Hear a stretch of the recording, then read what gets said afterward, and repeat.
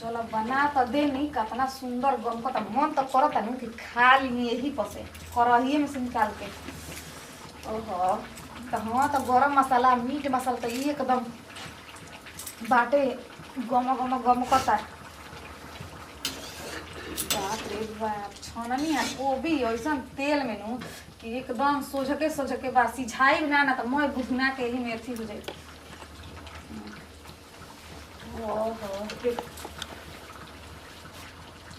तू क्या करती थे? काने काने हेने का कोई है चीखत ऐसे रे तो का होई पागल है ते की बौरा है। हां हम कहां खनी हां माने हम देखत रही में ना कि नीमक ढेर नहीं के डलाई नीमक देख के ना आदमी जानलन ऐसा हाथ पे चीख के जानेलन बात बुझा तनु देखलन आदमी की सिंजल बाकी नहीं के सिंजल। हां तो उहे देखत रही सुना एगो बात सुना का रो मेरा घर के लक्ष्मी होली आ रसोईया जवन होली नु भंडारिन होली आ बहुत ओकरा के एथी से रखे के पड़ेला बात बुझा तनु तारा के पूरा भंडार दे दिहल बा त एकर मतलब कि चीख चीख के सब के खेबू नु काम चिकनिया बात के बतांगा रोला करी ना माने बनैले माने निमन त चटक बद करना सो चलो सुंदर रूम कोटा हम कहीं दिमाग नहीं है कम से कम तो बुद्धियो लगावा बात बुझा तनु। अरे पगली यही में भैया खाए के बौन भौजी खाए के बौन यही में दो चार गो आदमी है जिहन ते सुंगबे चिकाबे त पाप ना पड़ी हमनी पे रे। अच्छा का है माथा चल गइल बा बाथा में का किनारे निकाल के त खा सकी ना कुछ निकाल के खा सकलो से दिक्कत नहीं है मगर बनाओ ना लो आया स्थिर हो जाओ ओकरा बाद त हे में कौन के मुंह में लगावते करई में निकालिए के न आदमी खाला भइल बनर भैया ढेर थी या मौगी में खालम रोज सान के तो उ बतिया ना कही ना तू जेबे खइबे का में हम काहे के खाई हमार खातिर ओवर नहीं की का नहीं चल जा का दिक्कत हो उनकर में ढेर तारा प्रेम बढ़ जाई। खइला के खइला मत करियो अभी चिखलाऊ अभी तो सोचते रही तू ना। देख तू ओ दिन सही मैगी बनावत रहीस तो सही चिखत रहीस आ सुन ओ दिन सूजी के हलवा बनावत रहीस तो सही चिखत रहीस आ सुन ओ दिन मछली छानत रहीस त 3 पीस गरम ऐसे उठा के मुंह में डाल देलिस काहे रे कोब रो देखले रही जी कुल हम देखत रही आ तो हम ही नहीं देखले कि भोजइयो देखले भी है। कोब रही का अब तू जाइए हिसाब दी है आदत हमर बना आदत हो त कैसे त कहला नु कि गलती हो जी तो देखी मैंने में हमर माई के गलती बा पकाई रोटी चाहे करो तो पकौड़ी कोड़ी छानम नु माईयो हमर छानी तो बैठा के देखिए तो हमारा आदत बा कि गोद निकाल और खा लो। हां तब तोरा माई के कहम त कहबे कि सास के अपना कहत रह उहे बिगड़े ले बहिनू हमार मम्मी के कुछ मत कही मम्मी करे जैसा रही वैसा लूर लहसुन तोरा के सिखा देली हमारा के जवन कहे के बा उ कहली ना त एकदम बिगाड़े हो जाई रो हमरा बिगाड़ गई माने का पढ़त रहिस किताब से पढ़त रहिस कि ईंटा पे पढ़त रहिस हमारे ये न बुझात रहे और स्लेट पे लिखत रहिस कि ते का पत्थर पे लिखत रहिस। अच्छा त अपन भौजी के रहनिया रौरो सीख गइनी वो कहली कि पढ़ा लिखल हो कैसन पढ़ा लिखल उहे रौरो आज कहे लगनी हमरा के ठीक है नु करतनी सुधर जा आदमी हो जीबू बनावा जा खा जा ठीक बा ई आदमी के हम नहीं जानत रख लो चारों के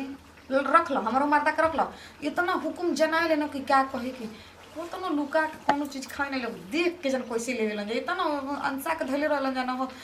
बनाओ तनी हम निमन निमन चीज तो लाग ना चुई हो अपना हाथ से बनाई तो आदमी अथी ना करी ऐसे करो निकाल के ऐसे कैसे ना खाई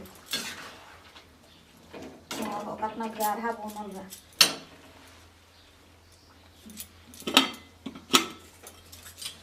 देखिए जना के तेरे खाते तब कोबी छाट के घर में का होत दादा कुछ बुझात नहीं खे आए आदमी के पूजा कइल ना कइल सब बरोबर बा सब तो भकर भंड होता घरवे में काय आदमी घर में खाना खाए चाहे ना खाए आ काय आदमी पूजा करे चाहे ना करे हैं ऐसे आदमी होखेला हो बुझाते नहीं के घर में का करते सन का ना का देख के भगवान ने एगो बियाह का ऐसा दिए तू करवा दो नो को जरे बुझाते नहीं के तनिको लड़की है कि एकदम राछी नहीं है ऐसे आदमी होखेला बनाओ ते रसोई में जुट करती है रसोई ओकर रसोई जुट चली खा ली का खाई तार जुट खाई हम उहे जुट ससुर के खियाई ह उहे जुट अपना भसुर के खियाई ह ये तार बाप में संस्कार दे के भेजले बाड़न कैसे रो बतियाओ तन जी हम का कहनिया कैसे बतियाओ तनी जी माने एकर मतलब का कि हम सब देख के अपना पेट में पचैले बंद तोहर मन से हक गुल एकदम आय तो मुंह में मुंह लगा के खाई ना तार बाबू माई अपना माई भी तनी हमरा के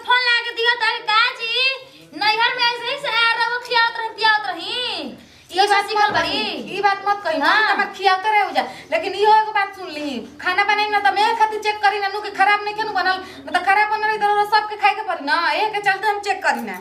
अच्छा एक चलते तू चेक करेलू अरे खाना इतना साल से तू बनाओ तो तोहरा तो अंजाद होए के चाहिए हैं कैसे तरह से नीमक रहते छ जी कम हो जी हो हमनी के खाने नहीं के बनैले कहा ना इतना दिन से ई आदमी काम करते तो कुछ आज तक केहू के झूठ ना खियाला आ तू आते हो तो घर में सब के अपन झूठ कुटार खियावे लगो हम माने खा खा के रू रख देतनी मुंह में को गुलाल का रू रख देतनी ऐसे बतिएले बनी तू रसोई में खइबू तौनो झूठे कहाई तो भाई कौन काम बा घर में पूजा पाठ कइला के सब कुछ झूठ कुठार कइले है मतलब सब भकर भंड करा जा घर के कौन काम बा खइला खइला खाती आदमी कहती बनावत तब नहीं की कहत हां अकेले मर मर के काहे बनावत ऐसे काहे? ऐसे कहतानी त काहे बहरी के गोबर बछरू तू कर देतलू जा तू ही बहरी के काम कर हम घर के काम करतनी आत्ता साल से करे त हमरा ना भार पड़ल हो एबरा भार पड़ी चार गो आदमी के खियाए बनाए के बताओ ताको तड़ू काहे अबे हम नहीं खीता कर हाँ। जल्दी अरे कबे से देखो नहीं मन मोटा कल नहीं जाता नहीं हमारा से मन मोटाव हम करतनी कनिया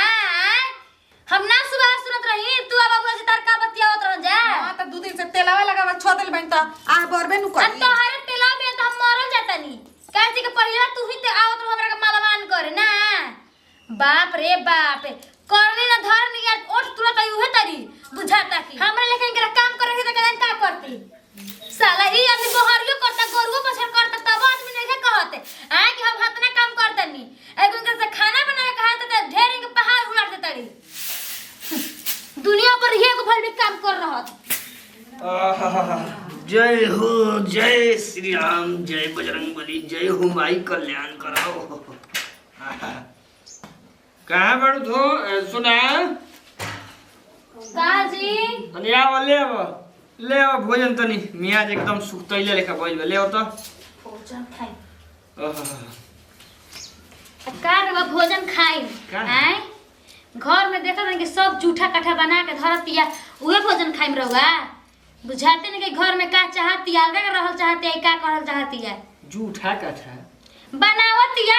आ उहे में खाए लगती उहे हड़िया बर्तन में बताई तो ए त ते कहाँ रहता रे जब देखो तब जूठे काठा भइल रहता माने हम कहाँ रहतनी हम का अगोर कर के बैठे रही ए तोरा न देखे के बा हम देखनी हम बैठल रहे गोर के ओकरा के समझाव लिखे बुझात त समझैला के बस में बिया मुंह लड़ावे लगत त का रोज रोज समझाई ओकर मुंह लगो आदत हो जाई का समझैला के मतलब ओकरा ओकरा के छोड़ दे किनारे खाए मत करो तू ही बनाओ खाए हां तो हम बनाईम तो ओकरा कह दी बहरी काम करे के गरु बछरू करी उहे तूनी के लड़स ना हमनी के भूखे मरी जाए भूखे का मर जा तो ओकर माई बाबू ओकरा के संस्कार निखन देले रौरा ओकरा बाबू ही फोन करके कही कि इहे संस्कार दे के भेज रे बनी अरे का हम ओकरा बाबू के फोन करी आदमी रही तब नु आदमी उ खाली बिगड़ देती है कि खाली ई बिगड़ ले बड़न बेटा हुआ इहे कपार पे चढ़ले बन इहे निमन होतन त उहे बिगड़े वाली हिया तो बिगड़ी ना रे साला मेहरारू के आवते हत भाई बा हती चुकी मोबाइल लेके चलता हत स्लेट लेके मोबाइल देले ओकरा के आ दिन भर पिटिर पिटिर वही पर करत रहती है त का होई करतिया जाई चिंता मत करी बैठी बना के लेके आती रोटी भुंजे खाई अलावा कुछ समय ऐसे से करती तो हमू एबार फैसला कइले तनी का कहतन का ना एबार सम के आवतन त हम बतिये तनी का चाहतन अलग रहल चाहतन के में रहल चाहतन अगर एके में रहियन त ढंग से रह के बता रह से ई सब बात ते मत बती है काहे ना बतियम जी तोरा बतियावे ना आवे रवा त खूब बतियाला रवा अंकर रहो त हमारो खाने और अब तहार दोसरे हो हम आए पंडित जी साथ खाली घुमा के 7 गो वचन दिवा अभी हो नहीं ना कहीं लेकिन ओकरा के हम समझाई ओकरा हम कहब ते मत कहिए आई मत कहिए अलगा सलगा के एकदम सर से पानी ऊपर जाता हमरा मियाँ जी एकदम लहज त घरे आते त एकदम एक तो बहरी काम करा घरे त मियाँ जी चंचना देता हमार ना तो ओकरा के हम समझाई तू ओकरा के समझा दिया ओकरा बाबू ले तो बात होई कि का माने संस्कार ज्ञान देले बड़ तू तो पी के गिर रहता लड़कियों का समय का हमारा दे जा जा रोटी भुजिया बनाओ क्या कहबो सारा बड़ दिन काम कर भोजन करे के बेरी जब घरे आइबा त जूठा हो गइल त हई हो गइल